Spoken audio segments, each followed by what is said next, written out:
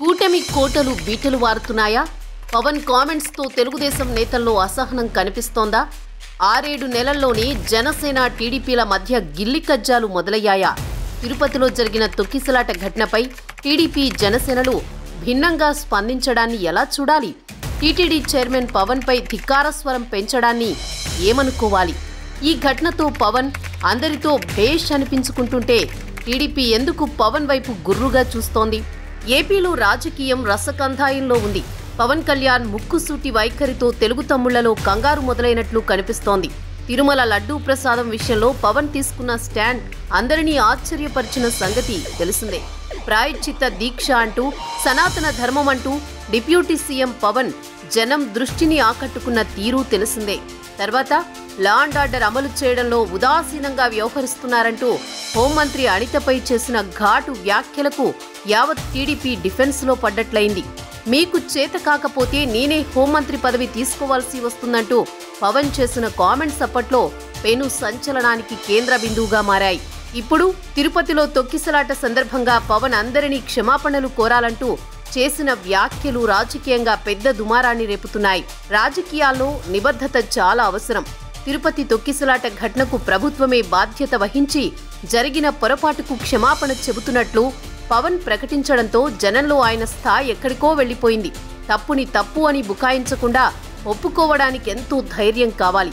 అలాంటి guts పవన్కే సొంతమని political critics సైతం deputy సీఎంను శభాష్ అంటూ పొగుడుతున్నారు.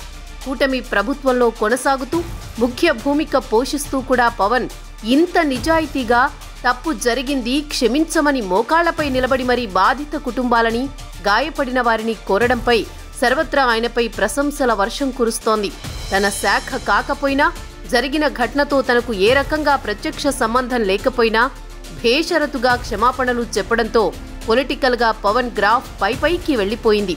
అంతేకాదు, తర్వాతి రోజు పిఠాపురంలో తొక్కిసలాట ఘటనకు బాధ్యత వహిస్తూ టీటీడీ చైర్మన్, ఈవో సభ్యులంతా బాధిత కుటుంబాల దగ్గరికి వెళ్లి క్షమాపణలు చెప్పి తీరాలంటూ పట్టుబట్టడం చూస్తే చాలా మందికి పవన్ తీరు అర్థం కాలేదు.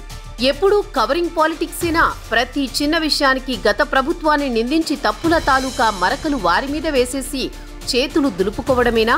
ఇదేనా రాజకీయం? తాను ఇలాంటి పోకడలకు దూరమన్నట్లు పవన్ నిఖార్సైన పొలిటీషియన్గా వ్యవహరిస్తోన్న తీరు అమోఘమంటున్నారు సామాన్య జనం.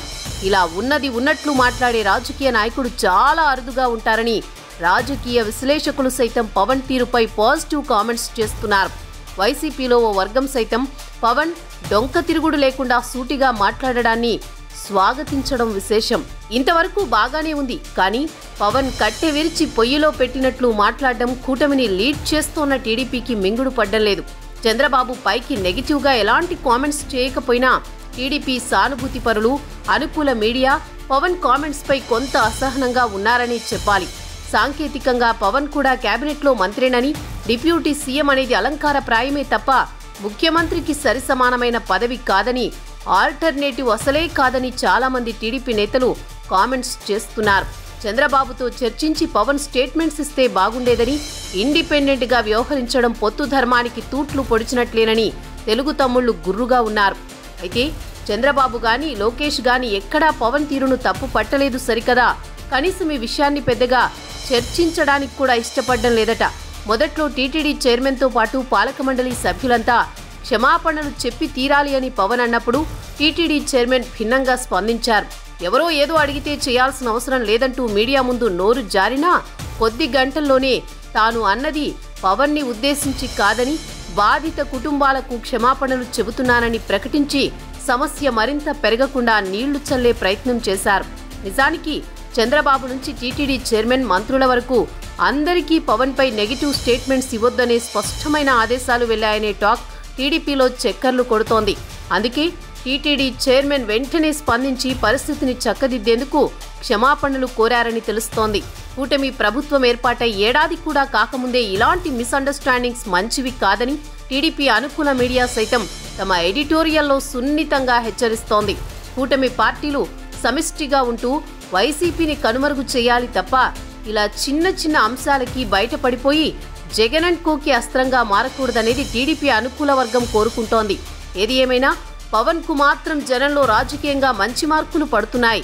ఎటొచ్చి వైసీపీకి అవకాశం ఇవ్వకూడదని టీడీపీ వర్గాలంటున్నా పవన్ తన వైఖరిలో మార్పు ఉండదనే సంకేతాలిస్తున్నారనిపిస్తోంది. జరుగుతోన్న పరిణామాలను చూస్తే మున్ముందు టీడీపీ జనసేనల మధ్య స్నేహం ఎలా ఉంటుందో వేచి చూడాలి మరి. Just wait and see.